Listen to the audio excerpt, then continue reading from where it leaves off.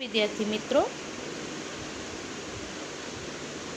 આપણે વિવાહ સંસ્કારમાં આગળ જોયું કે કન્યા અને વર એમાં 3 ફેરામાં કન્યા આગળ અને 1 ફેરામાં વર એટલે કે પુરુષ આગળ હોય છે। તો એનું કારણ શું?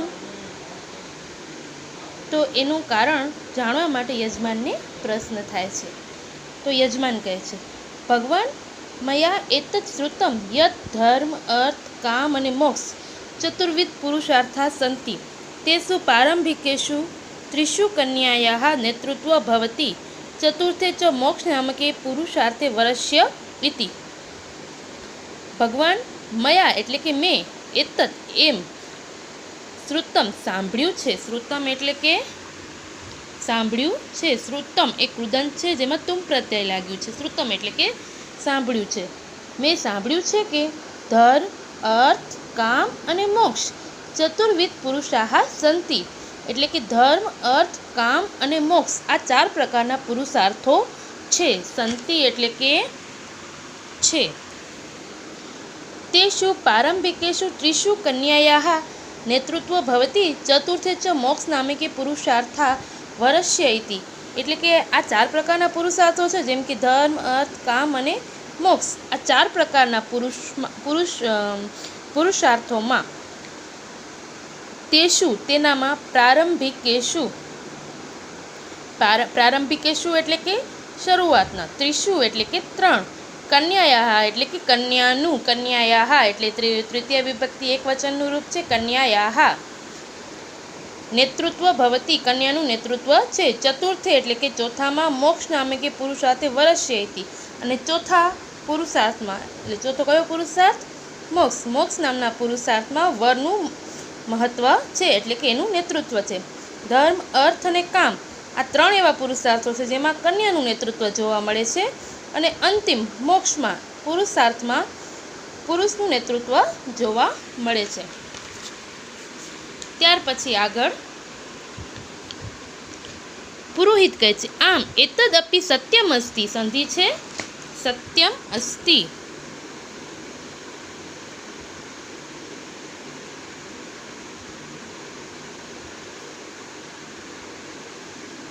સત્યમ વત્તા અસ્તિ એતદ હા એ પણ સાચું છે। અપી એટલે પણ, હા એ પણ સાચું છે। યજમાનઃ કેચન કથયંતી યત પ્રદક્ષિણા સપ્ત ભવંતી કેચન, કેચન એટલે કે કેટલાક અને કથયંતી, કથયંતી એટલે કે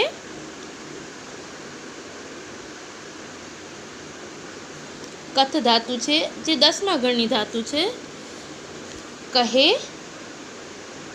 છે। વર્તમાન કાળ પરસ્મય પદ ત્રીજો પુરુષ બહુવચન આ બહુવચનનું રૂપ છે। મી વહ મહ સી થહ થહ તી તહ અંતિ, અંતિ છે એટલે કે કેટલાક લોકો એટલે કે એમાં સંખ્યા ઘણી છે, 1 કે 2 નહીં વધુ લોકો।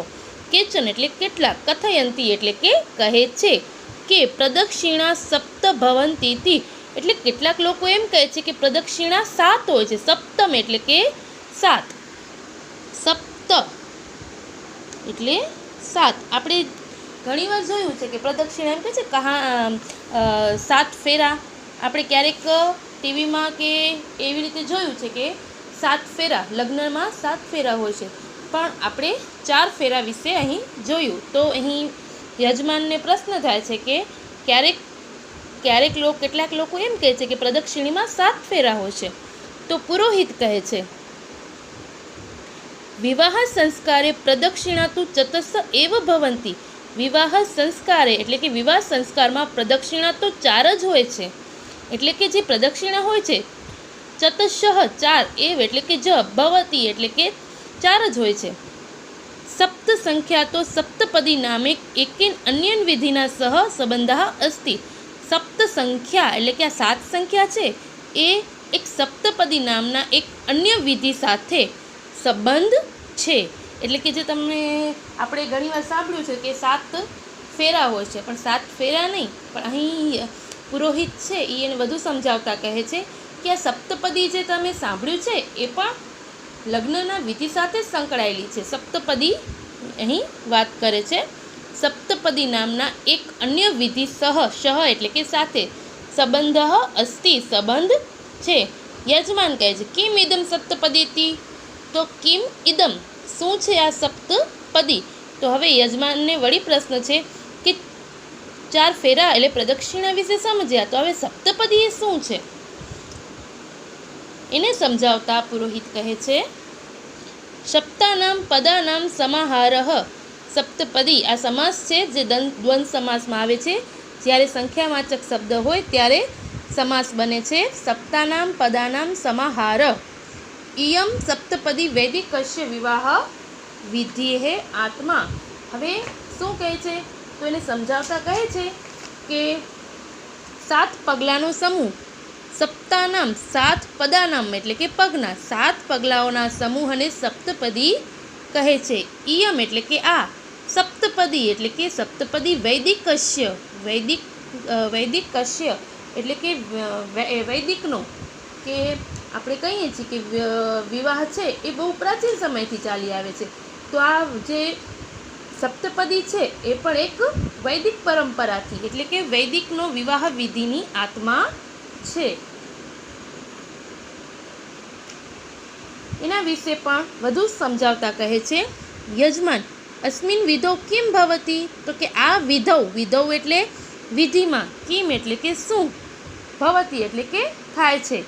હવે યજમાન આ વિધિ વિશે પણ વધુ વિસ્તૃત સમજવા માંગે છે. તો કે આ વિધિમાં શું થાય છે, તો પુરોહિત તેમના પ્રશ્નનું સંતોષ આપતા ઉત્તર આપે છે અસ્મિન વિધૌ વધુ વરૌ જગદ વ્યાપકસ્ય ઈશ્વરસ્ય દેવતાનામ પ્રતિનિધિ રૂપસ્ય અગ્નેય સમાજસ્ય ચ સમક્ષમ એકસ્યામ દિશાયામ સામાન્ય ગત્યા સહભાવેન ચ સપ્તમ પદાની ચલતઃ. હવે પુરોહિત કહે છે કે આ વિધિમાં શું હોય છે, તો અસ્મિન વિધિ, તો કે આ વિધિમાં વધુ અને વર જગદ વ્યાપકસ્ય એટલે જગદ વ્યાપકસ્ય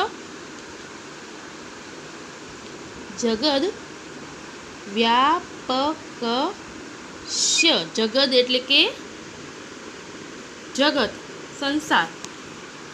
સંસારમાં વ્યાપક ઈશ્વરસ્ય ષષ્ઠી વિભક્તિ છે, ઈશ્વરસ્ય ષષ્ઠી વિભક્તિ એક વચન. આ વિધિમાં વધુ અને વર જગત વ્યાપક પરમેશ્વરની, ઈશ્વરની એટલે કે પરમેશ્વરની, ત્યાર પછી છે દેવતાઓના પ્રતિનિધિ રૂપસ્ય અગ્નિ એટલે કે પ્રતિનિધિ રૂપ એટલે કે દેવતાઓના જે પ્રતિનિધિ રૂપ એવા હોય છે તેવા અગ્નિદેવની સમાજની સમક્ષ એકસ્ય એટલે કે સમાજની સમક્ષ એકસ્ય દિશામાં આખો સમાજ એકત્ર થાય છે અને એકસ્ય દિશાયામ એક જ દિશામાં સામાન્ય ગત્યા સમાન ગતિમાં એક સહભાવેન એટલે કે એક સાથે જ સહભાવેલ એક સાથે રહીને સપ્તપદાની 7 પગલાં ચાલે છે. ફરીથી જોઈએ, આ વિધિમાં વધુ અને વર જગતમાં વ્યાપક એવા ઈશ્વરની, દેવતાઓના પ્રતિનિધિરૂપ એવા અગ્નિની અને સમાજની સમક્ષ એક જ દિશામાં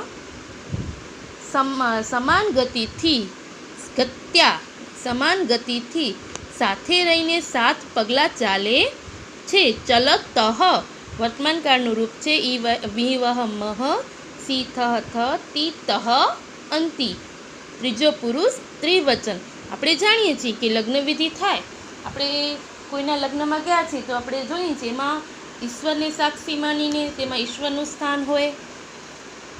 ત્યાર પછી ગુરુજનો, વડીલો, ઘરના સગા સંબંધીઓ, એનો સમાજ, આખો સમાજની સમક્ષ આપણે હાજર હોઈએ અને એના દેવતાઓના પ્રતિનિધિ રૂપ એટલે કે અગ્નિની સાક્ષીએ જે 4 ફેરા ફરવામાં આવે છે અને 7 પગલાઓ સાથે ચાલવામાં આવે છે.